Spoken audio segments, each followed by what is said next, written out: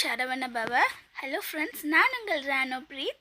இன்றைக்கான வீடியோவில் ஒரு சூப்பரான டாபிக் பற்றி தான் பார்க்க போகிறோம். அதுக்கு முன்னாடி எங்கள் பேஜை சப்ஸ்கிரைப் பண்ணாதவங்க சப்ஸ்கிரைப் பண்ணிக்கோங்க. சீக்கிரம் லைக் போட்டுட்டு வந்துடுங்க. நம்ம வீடியோக்குள்ளே போகலாம்.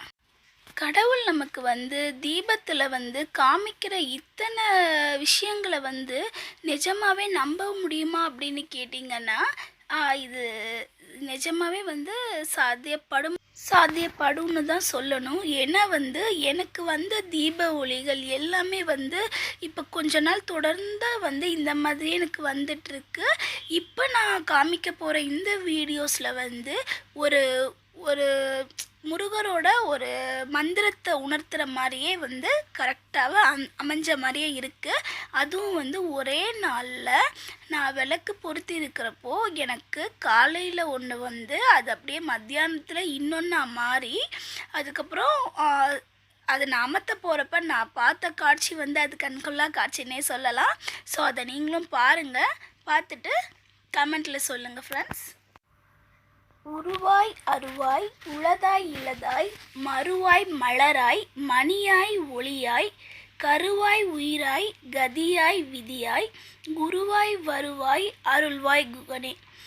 இந்த ஒரு முருகரோட மந்திரத்துக்கு ஏற்றபடி எனக்கு வந்திருந்த இந்த கண்கொள்ளா காட்சி தான் நான் உங்ககிட்ட சொல்லிக்கிட்டு இருக்கிறது. ஸோ நீங்களே பாருங்கள். சின்னதாக ஒரு பிறை மாதிரி வந்திருந்தது. அதுக்கப்புறம் அது அப்படியே அந்த திரி அப்படியே ஸ்ப்ரெட் ஆகி ஒரு அழகான பூவாக மாறி இருந்தது.